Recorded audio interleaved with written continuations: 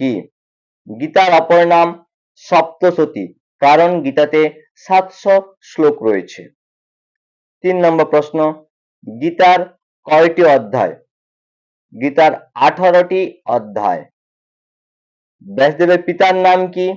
না ব্যাসদেবের পিতার নাম অপশন দেওয়া আছে, এখানে অপশনগুলির মধ্যে হবে কোনটা? না পরাশর। গীতার কয়টি শ্লোক? গীতার কয়টি শ্লোক? তোমাদের আমি আলোচনায় বলে দিয়েছিলাম 700টি শ্লোক, তাই গীতার অপর নাম সপ্তশতী।